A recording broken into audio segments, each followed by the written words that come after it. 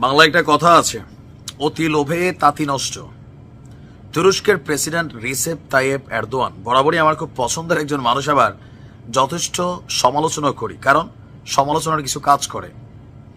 অতি লোভে তাঁতি নষ্ট বলতে বললাম, এত বছর যাবৎ ইউরোপীয় ইউনিয়নের মধ্যে নিজেদের জায়গাটাকে পাকাপোক্ত করতে অনেক ধরনের কাঠখড় পোড়াইছে তুরস্ক, কিন্তু কোনোভাবেই এই মুসলিম রাষ্ট্রটারে ইউরোপীয় ইউনিয়ন নিজের করা নেয় নাই। সময়ের প্রয়োজনে মিত্রদের সাথেও পল্টি নিচ্ছে।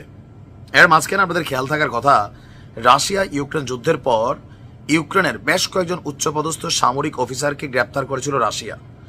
তুরস্কের জিম্মাতে রাখছিল যে ভাই তোমাদের কাছে থাকুক। তুরস্ক ইউক্রেনের সাথে বা ইউরোপীয় ইউনিয়নের সাথে ভালো সম্পর্ক রাখার জন্য চট করে এদেরকে ছাইরা দিছিল। আবার ন্যাটোতে সুইডেন এবং ফিনল্যান্ডের অন্তর্ভুক্তি নিয়ে আমাদের খেয়াল থাকার কথা, সুইডেনে কোরআন ইস্যুতে একটা ঘটনা ঘটছিল, তখন এরদোয়ান বলছিল এটা সে মানবে না, কিন্তু সেই ঘটনাতেও প্লাস ফিনল্যান্ড এবং সুইডেনকে ন্যাটোতে অন্তর্ভুক্তি করতে তুরস্কের যে ভেটো ছিল সেটা সরাই নিয়েছিল। তখনও পুতিনের সাথে একটা গাদ্দারি করছিল। ফাইনালি এখন যখন আমেরিকা ইউক্রেনের কাছ থেকে সরে গেল, ইউরোপীয় ইউনিয়ন একজোট হচ্ছে যে না ইউক্রেনকে তারা সাহায্য করবে, এরপরে আপনার পোল্যান্ডের সাথে একটা যুদ্ধ অবস্থা রাশিয়ার, এই মুহূর্তে আইসা এতদিনের মিত্র রাশিয়ার বিরুদ্ধে আবার অবস্থান নিছে। সরাসরি ঘোষণা এরদোয়ানের যে আপনার ইউক্রেন ইস্যুতে তারা ইউক্রেনকে সাপোর্ট করবে। ইভেন শুধু মুখে মুখে সাপোর্ট না, তুরস্ক বলছে প্রয়োজন পড়লে ইউক্রেনে তুরস্কের সেনাবাহিনী তারা পাঠাবে যুদ্ধ করতে। কেন? ইউরোপীয় ইউনিয়ন তারা বিভিন্নভাবে এই মুহূর্তে ইউক্রেনকে সাপোর্ট করার জন্য তারা একতাবদ্ধ হয়েছে, কারণ আমেরিকা আলাদা খেলা খেলতেছে। তো ইউরোপীয় ইউনিয়ন মনে করতেছে যে আমরা একজোট হয়ে যাই, আমেরিকা যদি আলাদা যায়ও আমাদেরকে ভাঙতে পারবে না, আর পুতিনও বেশ এখানে কায়দা কারণ কিছু করতে পারবে না। এই সেন্স থেকে ইউরোপীয় ইউনিয়ন যখন এক হচ্ছে, তখন সেখানে গিয়া হাত মিলাচ্ছে তুরস্ক। ইউক্রেন যুদ্ধ শুরুর পর থেকেই কৌশলগত অবস্থান বজায় রেখেছিল তুরস্ক।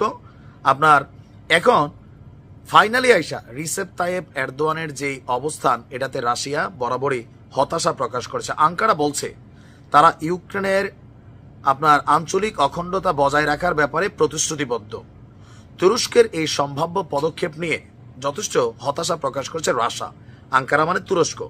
তবে তুরস্ক সামরিকভাবে জড়িয়ে পড়লে রাশিয়া এবং তুরস্কের মধ্যেও যুদ্ধের উত্তেজনা ছড়িয়ে পড়তে পারে বলে আপনার কি বলা হয় যে যুদ্ধ নিয়ে যারা বিশ্লেষণ করেন তারা বলছেন যে এই মুহূর্তে এসে অস্ট্রেলিয়া সহ বিভিন্ন দেশের যারা মন্ত্রী প্রধানমন্ত্রী আছেন তারা ইউরোপীয় ইউনিয়নের সাথে এসে হাত মিলাচ্ছেন, কারণ তারা মনে করছেন আগামী দিনে ট্রাম্পের যে নীতি, রাশিয়ার সাথে যদি পিরিতি হয়ে যায় তাহলে এই ইউরোপীয় ইউনিয়নের রাষ্ট্রগুলোর জন্য শনি আসবে, আর সেই শনিকে ঠেকাতেই আমেরিকাকে বাদ দিয়ে তারা একজোট হচ্ছে।